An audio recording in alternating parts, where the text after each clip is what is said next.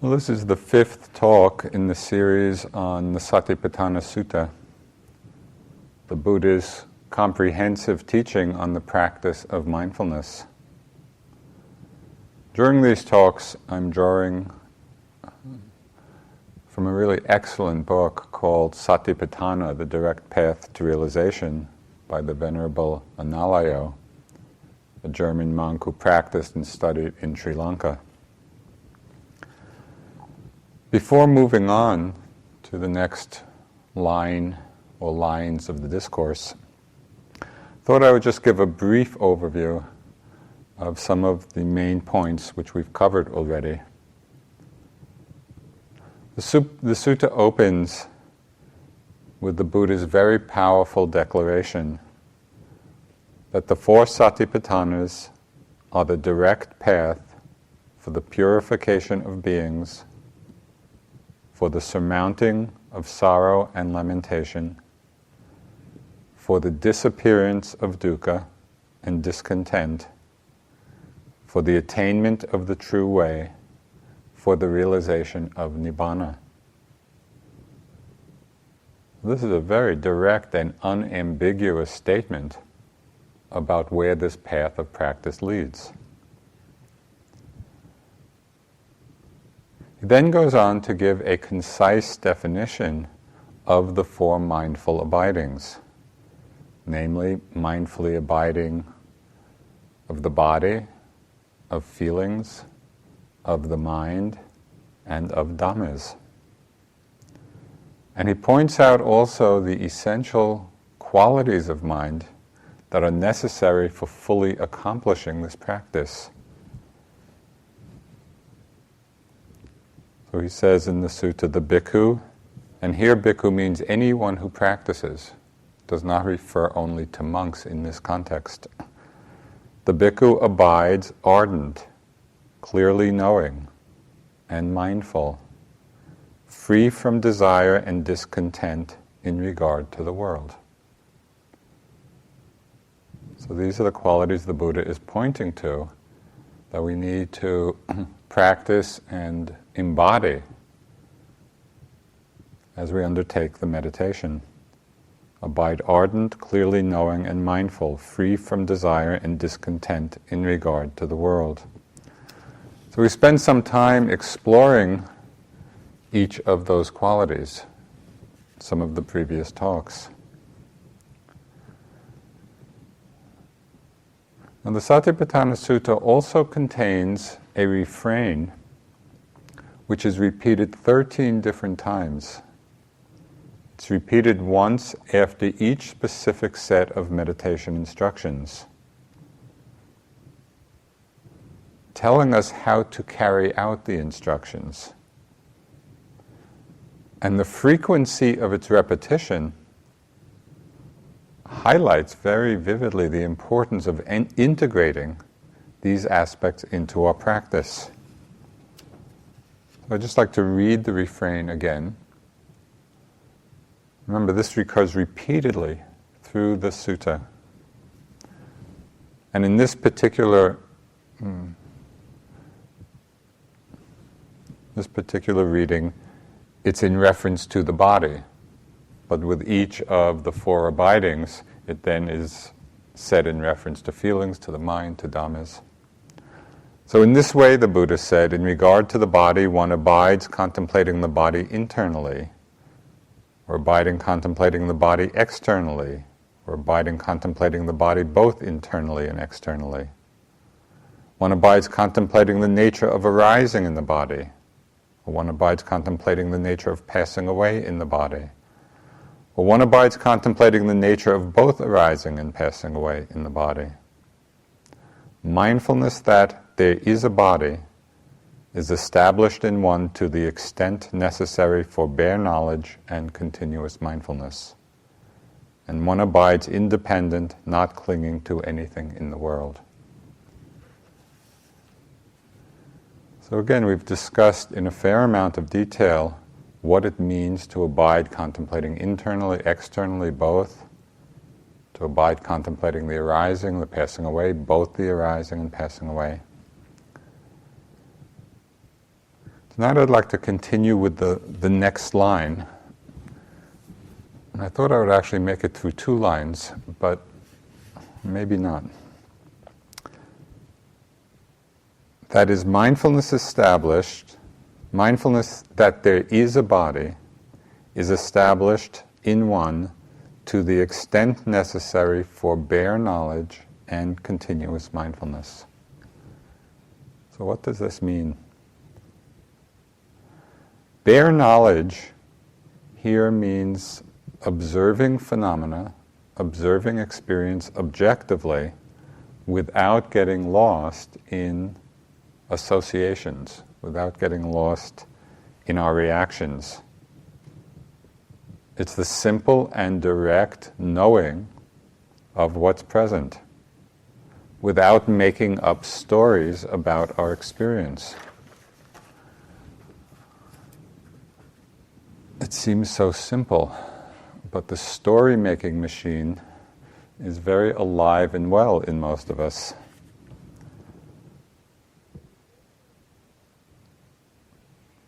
It's knowing things just as they are. And in fact, this is the meaning of the word, the Pali word, Vipassana. In Pali, it means seeing clearly. Seeing things just as they are. This is, mindfulness is established in one to the extent necessary for bare knowledge and continuous mindfulness. But very often in our meditation, we miss the simplicity of this bare knowing because we're looking over it for something special. We're leaning into our experience in order for something else to happen. And so often miss what is actually there right in front of us.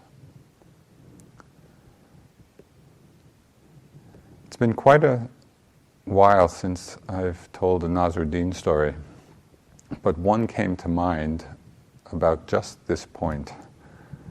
So, as a teaching story, and maybe it will lodge in your memory, about how we overlook the present in search of something special. As most of you know, Nasruddin was a Sufi teaching figure, and there are a lot of stories about him. Well, it seems that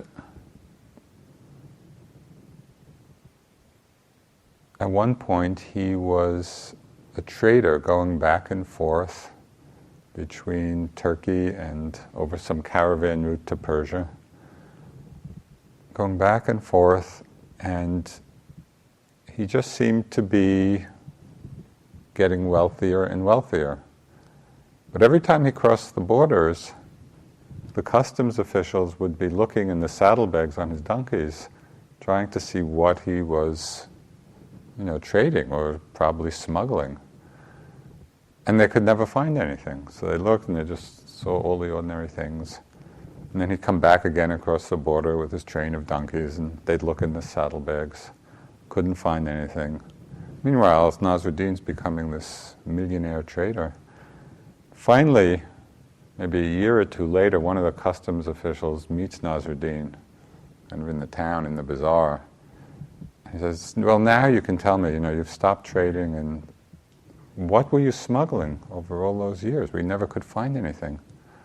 And Nasruddin turned to him and said, it's simple, I was smuggling donkeys. I was so busy looking for the special thing that they were missing what was right in front of them. So are we like the customs officials, or are we like Nasruddin, in how we're approaching our practice? Coming back to the simplicity of bare knowing, of just what's there. Sometimes we miss this bare knowing because not necessarily that we're looking for something special, but sometimes we miss it because we're conflating the knowing with reactions of desire or resistance, desire or aversion in our mind. And so instead of it being simply bare knowing, really it's knowing with desire or knowing with resistance. And so we miss this quality.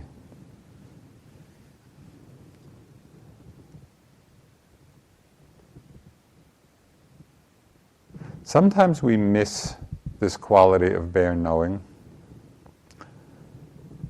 as our meditation state progresses.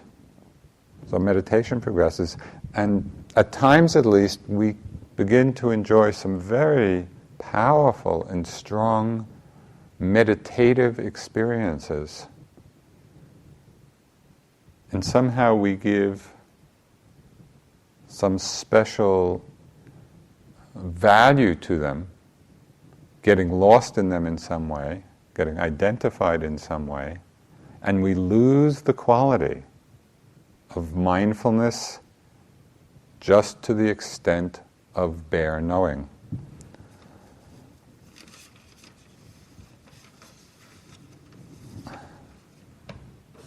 You know, it might be feelings of rapture or calm or peace or clarity.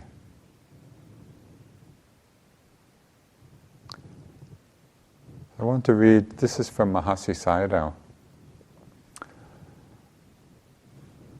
He's talking about our practice as it gets more refined and the possibility of missing the application of this kind of mindfulness.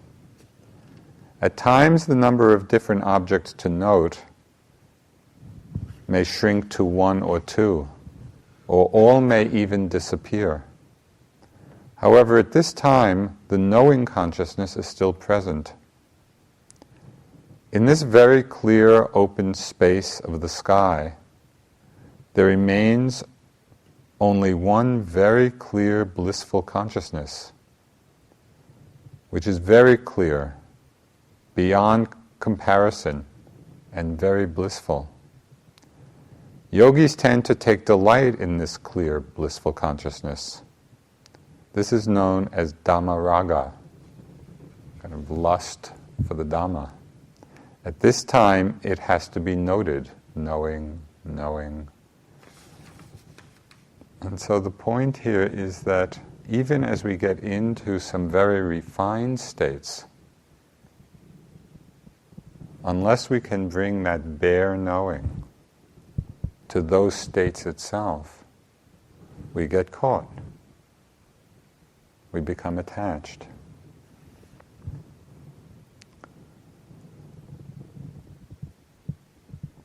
So this is establishing mindfulness just to the extent for bare knowing.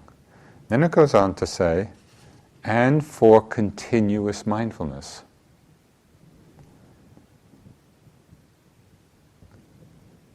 So the continuity of mindfulness can be established in two ways. And in the Abhidhamma, they talk about the two proximate causes or proximate conditions for mindfulness to arise. One of them, in a way, is obvious.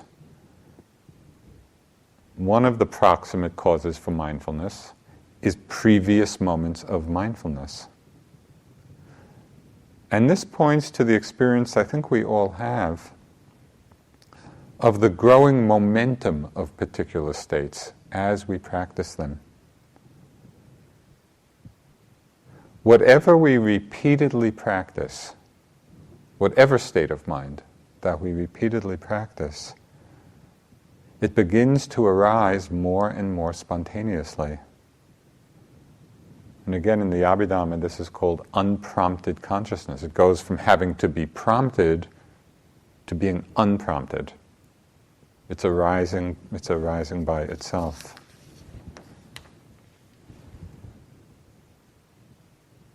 From this repeated effort to be mindful, just moment to moment, there comes a time when the flow of mindfulness is happening all by itself. It's happening effortlessly. and for longer and longer periods of time.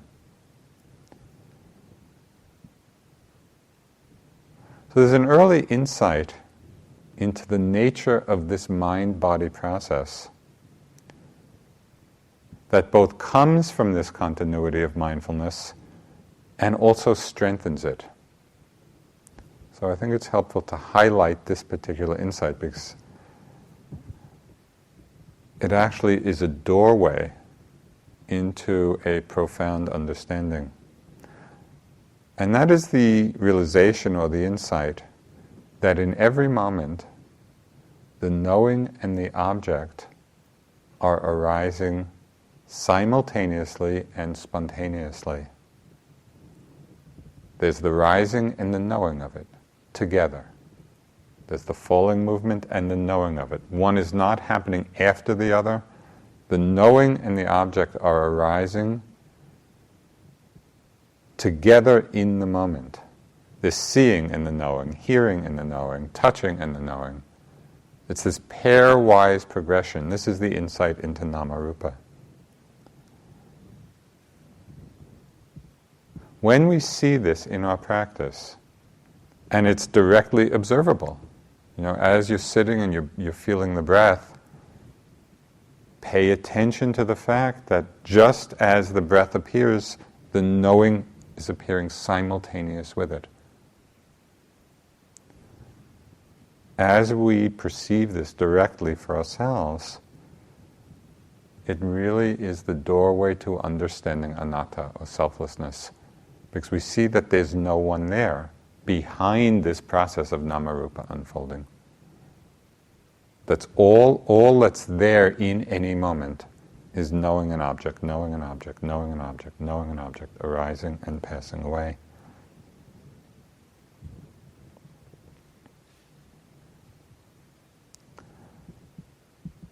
From this insight, we also begin to get a clearer understanding or appreciation of the nature of knowing itself. We see that the knowing arises spontaneously. When a sound appears, do we have to think, okay, now I'll know it? No, the knowing appears in the very moment that the sound arises. So we begin to understand the spontaneous nature of the knowing arising. And that we simply need to be mindful of the fact that it's arisen.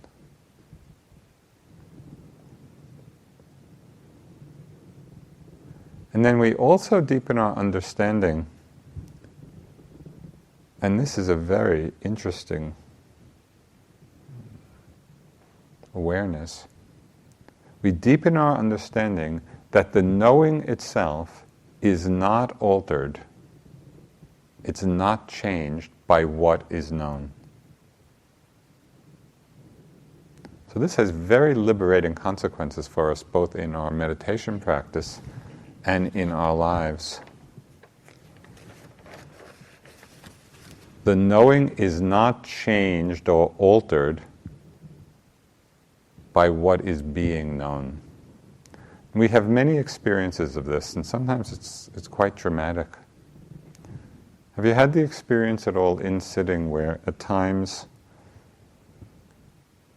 maybe there's some discomfort in the body, and you're just sitting in this, you're just knowing the pain or the tension or the tightness, just knowing it, knowing it, knowing it. And then maybe the discomfort goes away and we begin to feel very light or tingling or kind of blissful sensations. And we're just knowing it, knowing it, knowing it. And to see that the knowing is exactly the same in both situations. The quality of knowing, the nature of knowing does not change.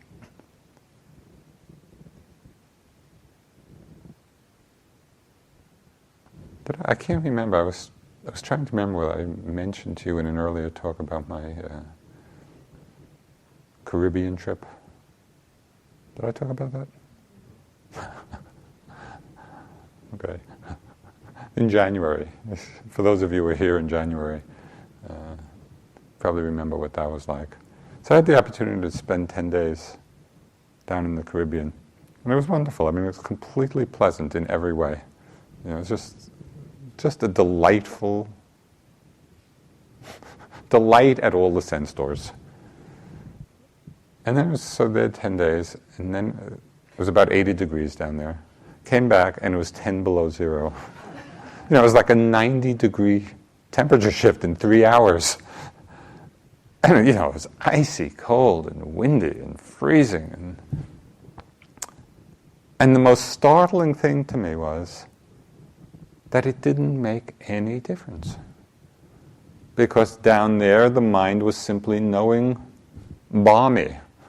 Up here, the mind was knowing cold. And the knowing was not altered. And just to see that is really very freeing. One of the best expressions or manifestations of this understanding of the nature of the knowing mind is in the life of Henry David Thoreau. He was quite sick with TB. He died in his 40s. But he had this amazing wisdom. So this is one of his friends writing about Thoreau. He said, Thoreau remarked to me that there was as much comfort in perfect disease as in perfect health. The mind always conforming to the condition of the body. During his long illness, I never heard a murmur escape him, or the slightest wish expressed to remain with us. His perfect contentment was truly wonderful. It's very inspiring. Where does that perfect contentment coming from? From the realization that the mind always conforms to the condition of the body. He's really talking about this nature of the knowing mind. It simply knows.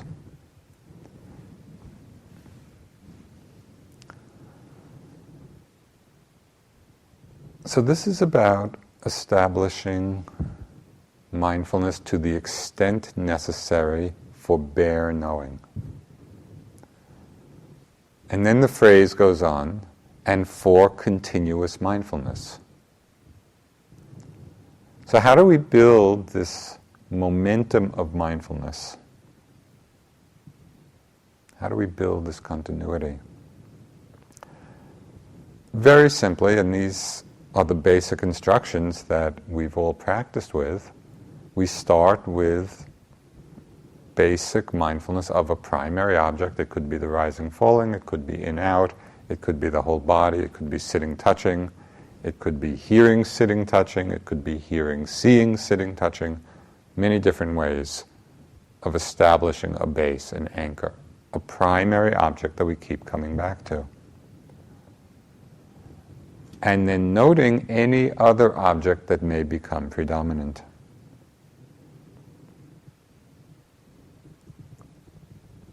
By working with the primary object in this way, we are building up a foundation, we're building a base, we're strengthening the stability of mindfulness, of concentration, of energy. Then as the mind and the mindfulness get stronger, we sit more and more in that space of open, choiceless awareness, simply noting whatever arises, moment to moment. So again, I just want to read kind of the summary of this instruction by Mahasi Sayadaw.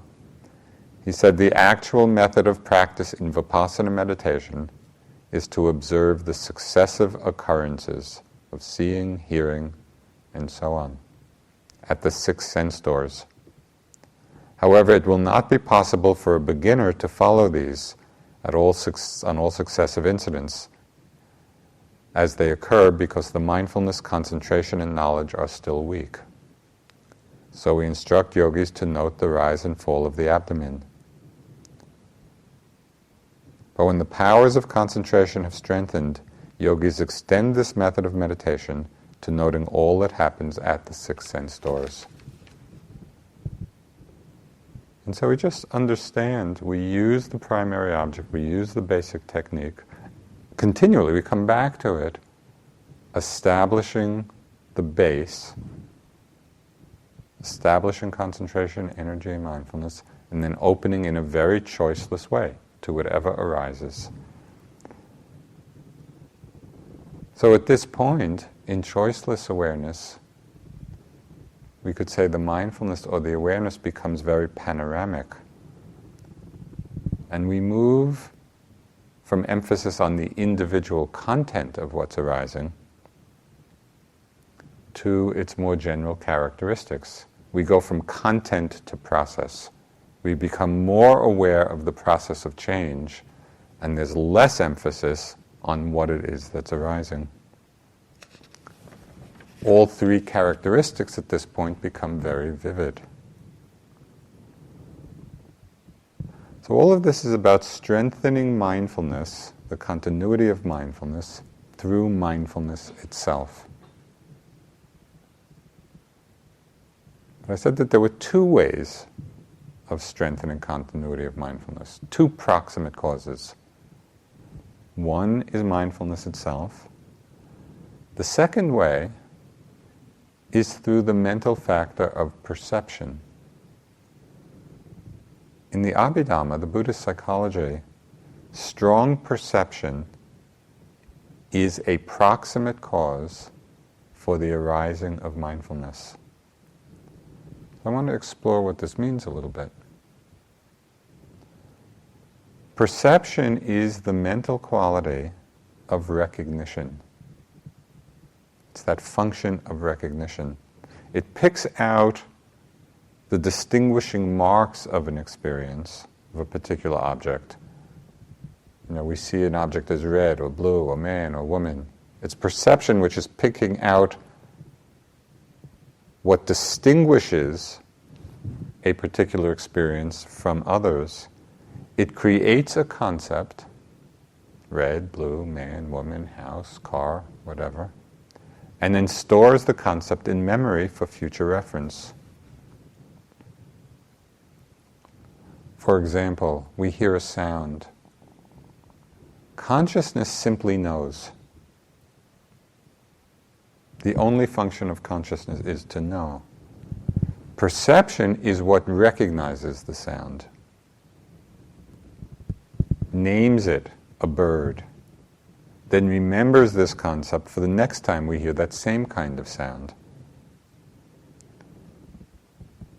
When we look at our experience, it's interesting to notice that the next time we hear that kind of sound, the mind may well jump in with the concept or image bird as a reflection of the perception, but it's also possible for that perception to be there in a pre-verbal way, where the word bird doesn't arise, and yet in a pre-verbal way we know it's a bird.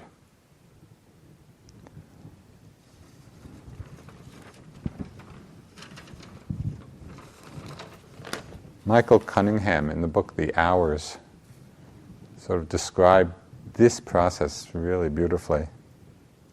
He said, everything in the world has its own secret name, a name that cannot be conveyed in language, but is simply the sight and the feel of the thing itself. So perception covers this whole range, from the actual word or image that we use to recognize it, to what we might call the pre-verbal recognition, the sight and the feel of the thing itself.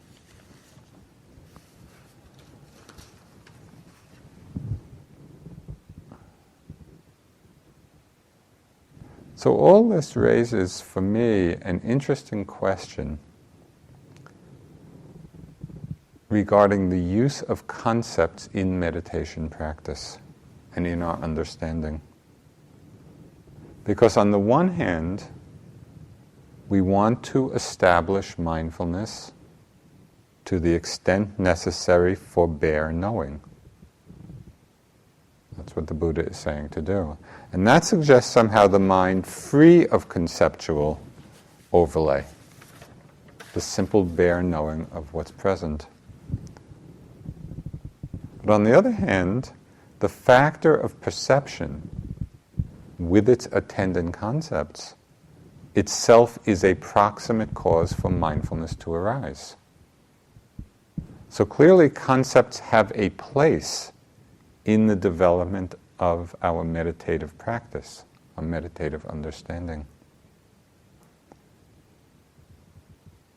So the resolution of these two apparently contradictory perspectives, developing bare knowing, free of concepts, using perception with all its attendant concepts to develop mindfulness, these apparently contradictory perspectives can be resolved as we look a little more carefully at the nature of perception. In the Abhidhamma, perception is a common factor, which means it's arising in every moment.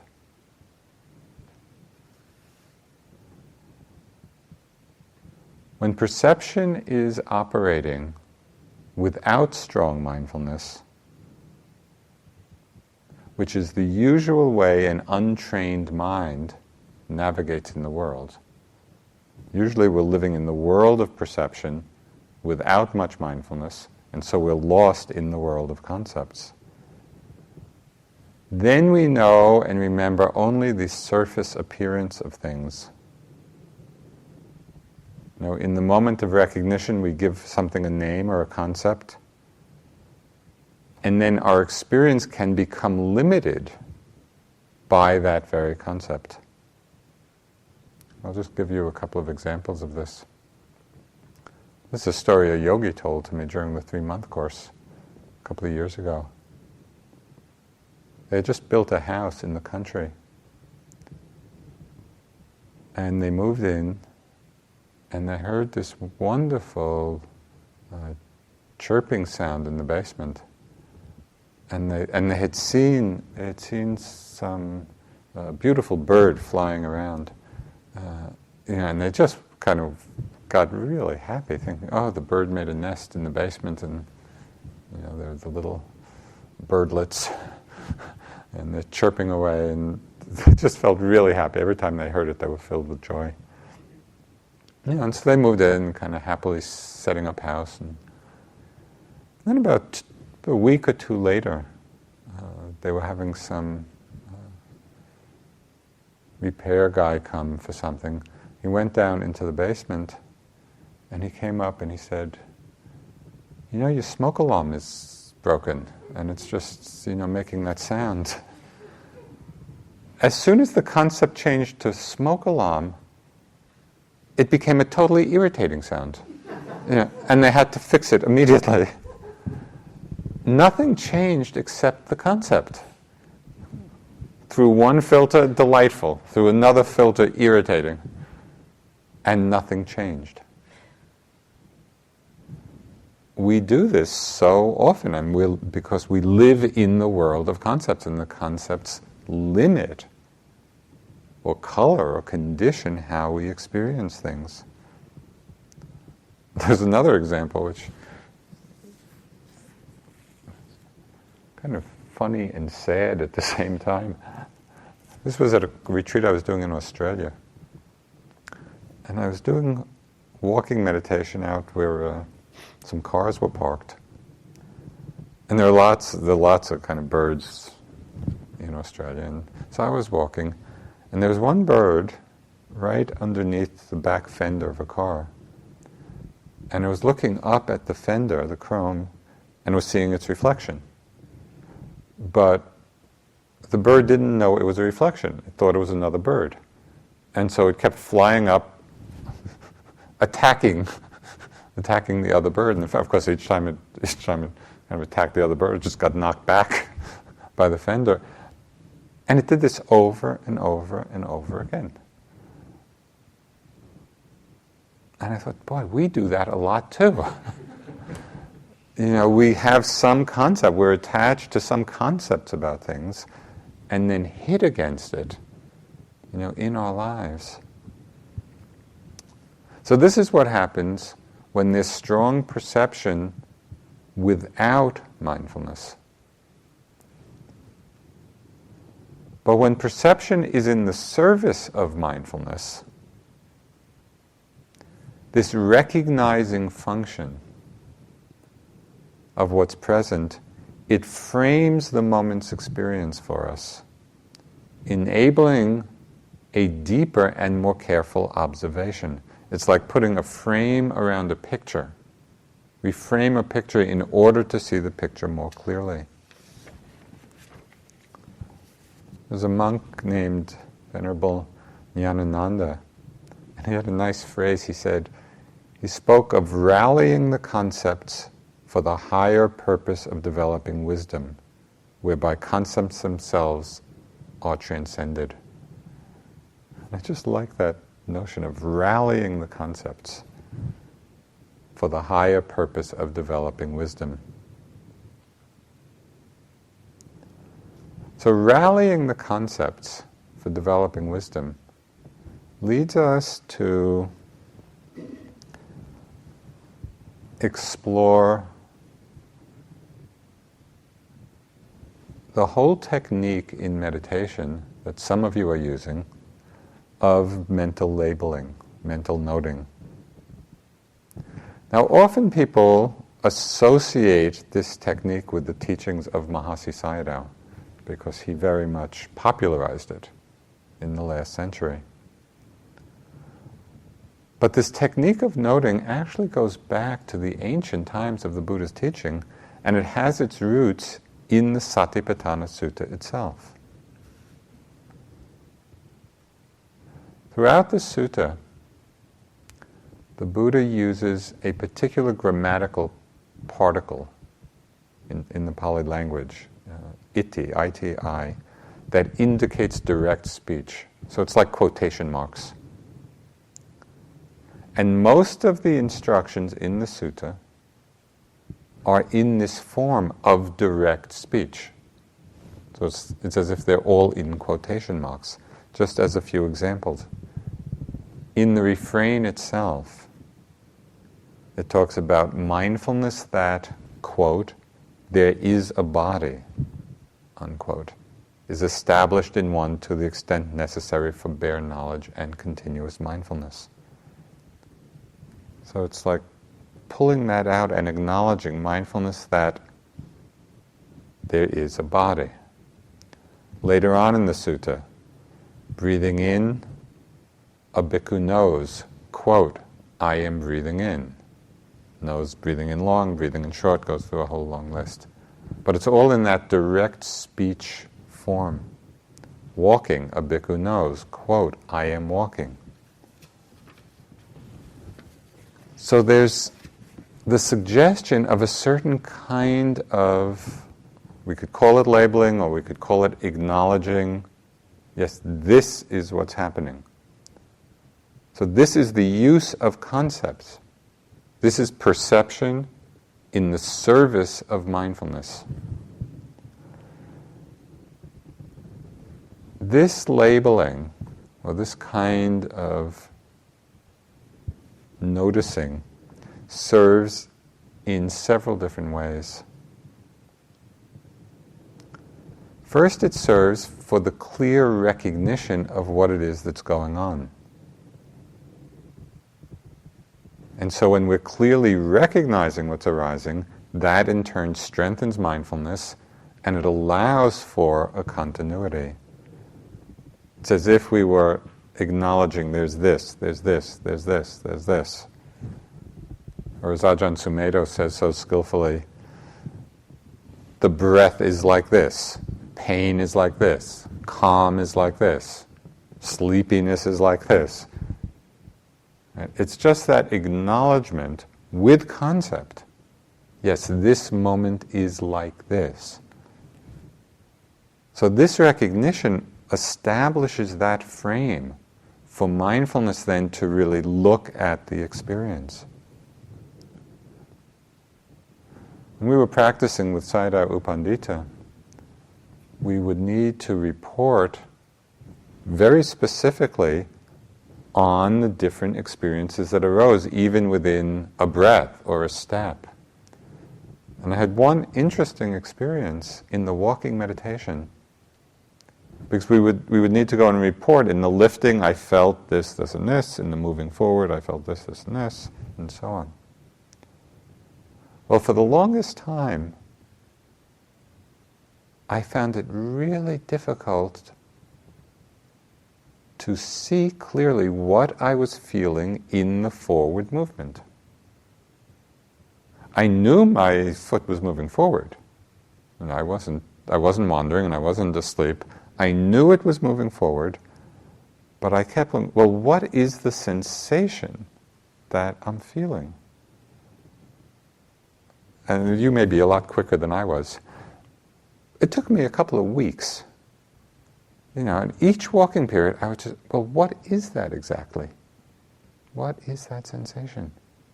How do I know I'm moving? And the very interest in finding that place of recognition, of being able to label, to see, so refined the quality of my attention. I was looking very, very carefully. And then at a certain point, it was like, oh, that's what that sensation is. It's like, that was my big accomplishment for that retreat. The labeling, the noting, in this way helps the clear recognition, which is in the service of mindfulness, so that we can see more deeply. The noting or labeling can help in another way, and that is the tone of the note often reveals unconscious attitudes that we're bringing to our experience. For example, pay attention if you're using the noting, or using it at times. Notice whether the tone of voice in the mind is impatient, whether it's rushing, whether it's frustrated, whether it's bored, whether it's delighted. Because often these mind states will be unnoticed. They will be the filter on the experience, and we may not even notice that they're there.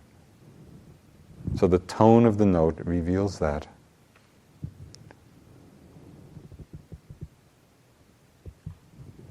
The noting, or the skillful use of concept, can help us in another way, which I think is particularly valuable in this context. And that is, it becomes effective feedback for us. Are we really present in a continuous and sustained way? Are we practicing to make the day genuinely seamless? Or do we stop and start many times a day? So what did the Buddha say in the refrain? Mindfulness is established in one to the extent necessary for bare knowledge and continuous mindfulness. So this is what he's saying. This is the instruction. So how do we know? What's the check? What's the feedback of whether we're really practicing continuous mindfulness, or what I've called the more or less mindfulness? Sometimes there, sometimes not there.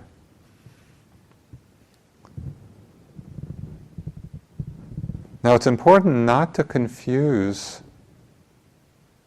this continuity of mindfulness with grimness, because it doesn't mean being grim, it doesn't mean being heavy, it doesn't mean that it's some burdensome chore we have to do. The continuity of mindfulness can, I think, be much more skillfully understood as a sustained, as a continuous settling back into the moment, being embodied in the moment, as if we were doing Tai Chi, or the Japanese tea ceremony, or something that's tremendously graceful as a result of the attentiveness. So it need not be, and it really shouldn't be, a struggle. It should come out of that sensitivity, that refinement of attention. It's practicing taking care with small actions. Not thinking that some activities are more or less important than anything else. So I think it would be interesting for you, as you go through the day, to see which actions are you quite mindful with, where there is the continuity, and when in the day isn't there. When do you just kind of give it up or let it go, or become more careless? I noticed for myself, just from all the years of walking practice, that I find it much easier to stay really mindful whenever I'm taking a step. So even as I'm moving about, I could be pretty mindful of the movement of my leg and the touch of the floor. And it was much more difficult to be as mindful for me of what my arms and hands were doing. So that my legs were well trained, but somehow my hands and my arms, they were lagging. And so I really tried at times, okay, I'm going to be mindful every time I reach, every time I touch something, just to bring that continuity into those activities as well.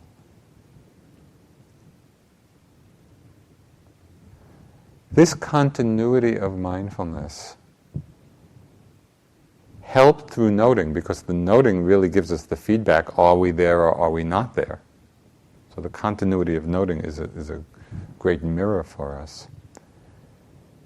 This continuity of mindfulness is important, it's essential, because it builds the momentum of energy necessary for the realization of Nibbana. And when we hold awakening as being the goal of our practice, the Buddha is saying this is what is needed. This is how we need to practice.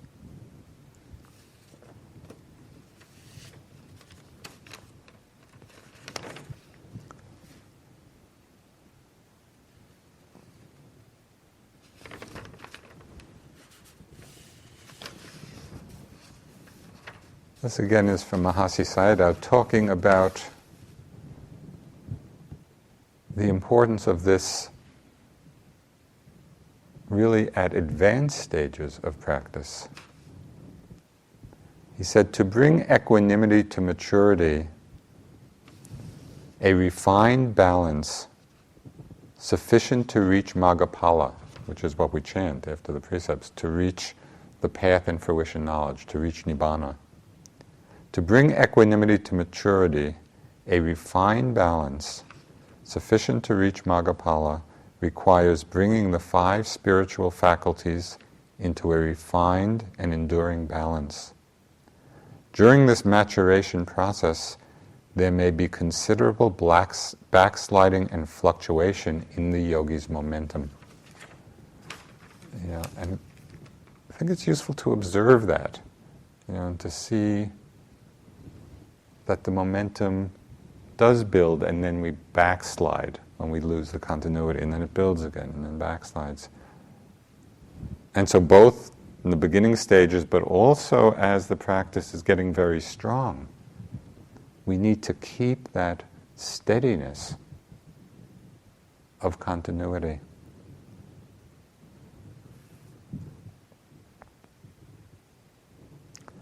Lastly, in terms of how the labeling or the noting or the use of concepts, skillful use of concepts, can help us in our practice in a way that strengthens our experience of freedom right now, not only for the realization of enlightenment, but a way that helps us right now in touching the place of freedom.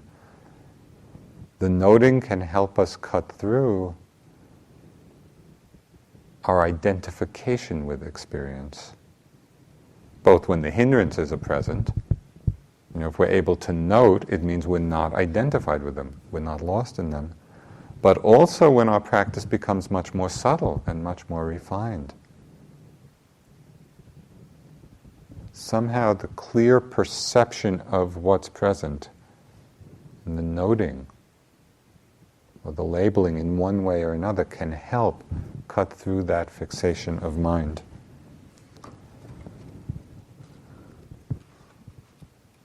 I want to read something from Ajahn Mahabua, who is one of the great Thai masters, forest masters. And it's not so much about labeling or noting per se, but it is about how the recognition, the perception of what's happening, the recognition of what's happening became a doorway really to arhatship.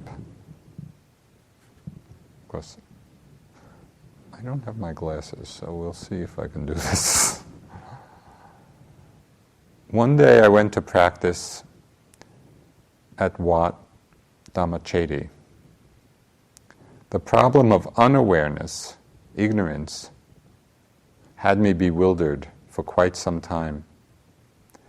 At that stage, the mind was so radiant that I came to marvel at its radiance. Everything of every sort which could make me marvel seemed to have gathered there in the mind, to the point where I began to marvel at myself. Why is it my mind is so marvelous? Looking at the body, I couldn't see it at all. It was all space, empty. The mind was radiant, in full force. But luckily, as soon as I began to marvel at myself, to the point of exclaiming deludedly in the heart, without being conscious of it, why has my mind come so far? At that moment, a statement of Dhamma spontaneously arose. This too I hadn't anticipated. It suddenly appeared as if someone was speaking in my heart, although there was no one there speaking. It simply appeared as a statement. If there is a point or a center of the knower anywhere, that is an agent of birth.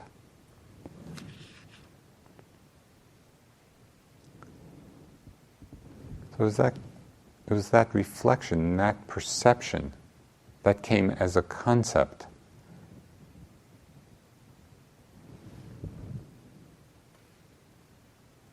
If there is a point or a center of the knower anywhere, that is an agent of birth.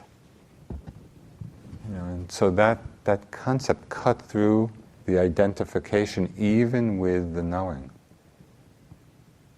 opening the door to an even greater freedom.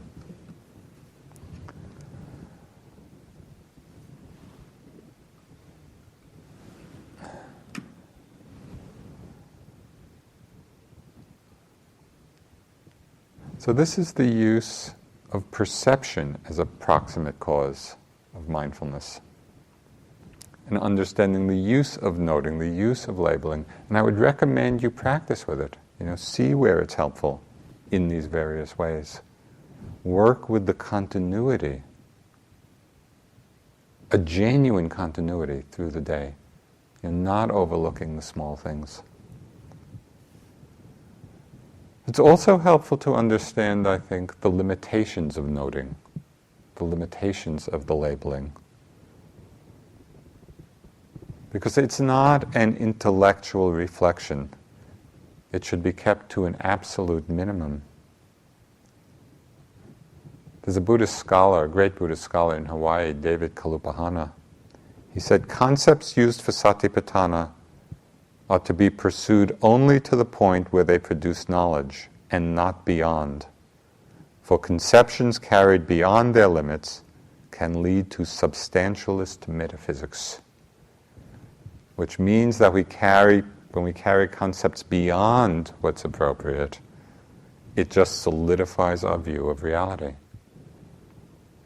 We get boxed in by the concepts we create. And we've seen this so much in terms of concepts of time, of past, of future, of self-image, of self. There are many, many concepts which we have taken too far. So we need to recognize that the labeling or the noting or the proper use of concept is not an end in itself. It's only a skillful means. As our practice gets stronger, as the mindfulness gets stronger, may well notice that there are too many things to note. They're going too fast. The noting is too slow. So at that time, you could try noting once every 10 objects. Don't try to rush and keep up with the labeling of the noting, but just drop a note in periodically. Sometimes the awareness gets so refined that we're seeing the dissolution, the disappearing of objects so quickly, even by the time we get there, the object is gone. So the noting falls away.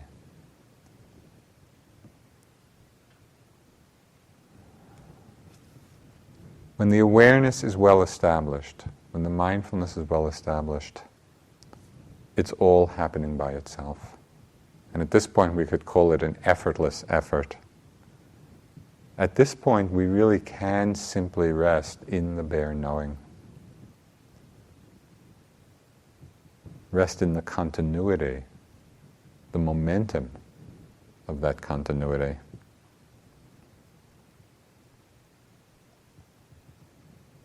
Although even then, even at those times, in effortless effort, it's helpful to remember the noting or the labeling or the skillful use of concept as being a technique to employ that's in our toolbox of skillful means. Because even in times when our practice is going very smoothly, occasionally the use of it helps us cut through fixations and identifications that we didn't know were there.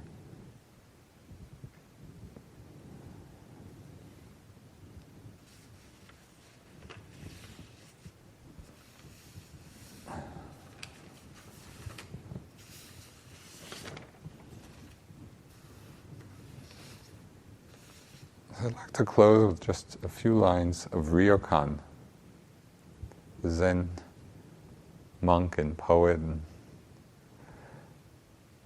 He said, even if you've read through countless books, you're better off sticking to a single phrase. If anyone asks which one, just tell them, know your mind just as it is. And so always our practice comes back to that simplicity. Know your mind just as it is.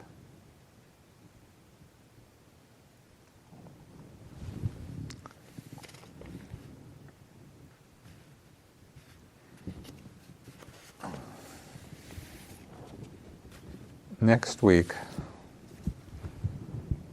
hoping to get to the next and last line of the refrain. So this is a preview of a coming attraction. This evening we discussed mindfulness is established in one to the extent necessary for bare knowledge and continuous mindfulness. And then one abides independent, not clinging to anything in the world. So in one way that points really to the goal of freedom. Let's sit for a few minutes.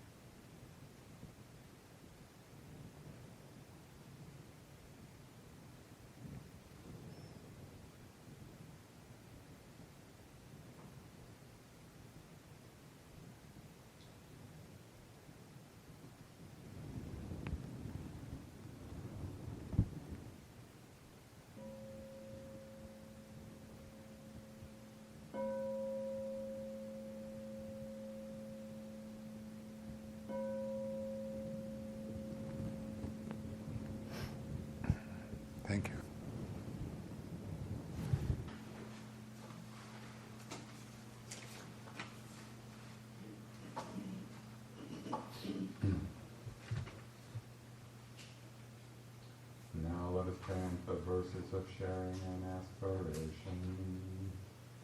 Through the goodness that arises from my practice, may my spiritual teachers and guides of great virtue, my mother, my father, and my relatives, the sun and the moon, and all virtuous leaders of the world, may the highest gods and evil forces, celestial beings, guardian spirits of the earth, and the Lord of death, may those who are friendly, indifferent, or hostile, may all beings receive the blessings of my life.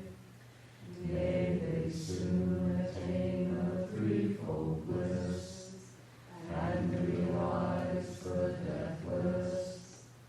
Through the goodness that arises from my practice, and through this act of sharing, may all desires and attachments quickly cease, and all harmful states of mind, until I realize Nibbana in every kind of birth. May I have an upright mind, with mindfulness and wisdom, austerity and vigor. May the forces of delusion not take hold, nor weaken my resolve. The Buddha is my excellent refuge. Unsurpassed is the protection of the Dhamma. The solitary Buddha is my noble Lord. The Sangha is my supreme support. Through the supreme power of all these, may darkness and delusion be dispelled.